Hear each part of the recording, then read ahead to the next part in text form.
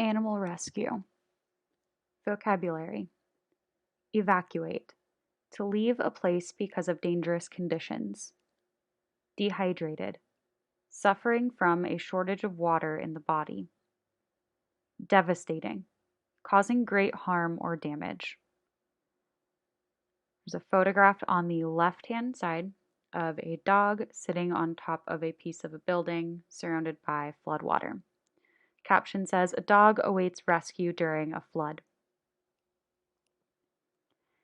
The date was August 27th, 2005. Hurricane Katrina was moving northwest across the Gulf of Mexico. Weather forecasters predicted that the hurricane could spell disaster for New Orleans. The following day, Mayor Ray Nagin ordered people to evacuate the city. No one knew at the time that much of New Orleans would be flooded for weeks. People who evacuated expected to return within a few days.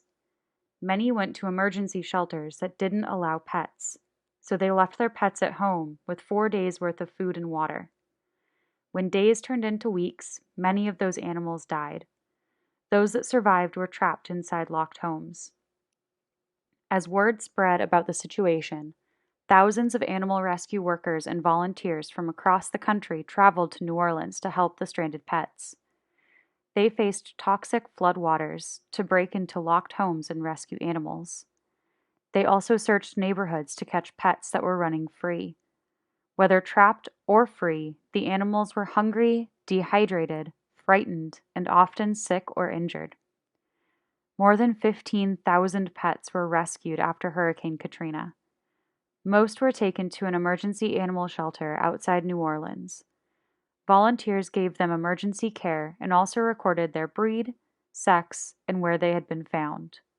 Many of the animals were later taken to animal shelters in other states. An online database was set up in hopes of reuniting the animals with their owners. About 1/6 of the pets were reunited, and new homes were found for the others. Sadly, thousands of animals died. The destruction caused by Hurricane Katrina was tragic on many levels. The suffering and loss of life, both human and non-human, were devastating, as was the property loss. The hurricane was also an opportunity to learn better ways to deal with disaster relief. One of the lessons was about companion animals. The year after Katrina, the United States passed a law requiring FEMA, the government agency that handles disaster response, to consider the needs of people with pets and service animals. Hurricanes are just one type of natural disaster that creates a need for animal rescue. Wildfires and volcanic eruptions may also require people to flee an area to save their own lives, and the household pets aren't the only animals in need of help. Some people scramble to find safe situations for larger animals such as horses, cattle, and sheep. Captive animals in zoos and aquariums also need care. During Hurricane Katrina, workers at New Orleans Aquarium of the Americas temporarily sent penguins, sea otters, and some other animals to facilities in other states. Unfortunately, thousands of fish died when New Orleans lost power. In addition to natural disasters, human-caused disasters, such as oil spills, also create a need for animal rescue. Oil is extremely dangerous to wild animals. They try to clean themselves by licking off the oil, which is harmful to their internal organs. It can also burn skin and cause breathing problems.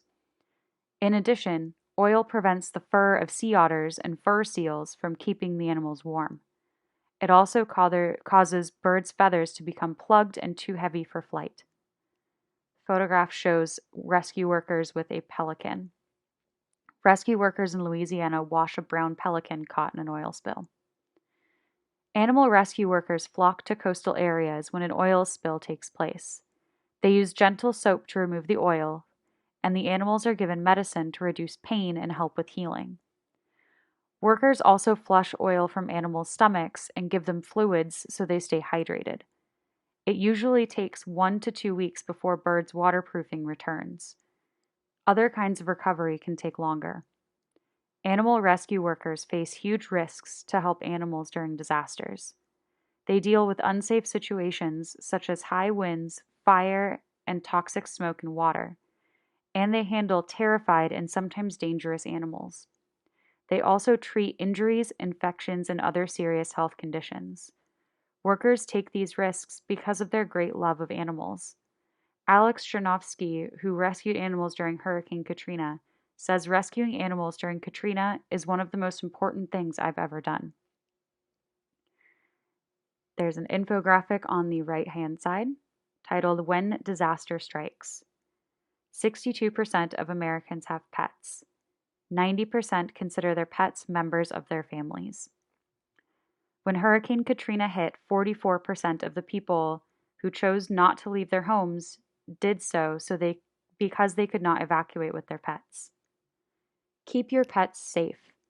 Make sure pets wear collars and ID tags with up-to-date contact information and have them microchipped.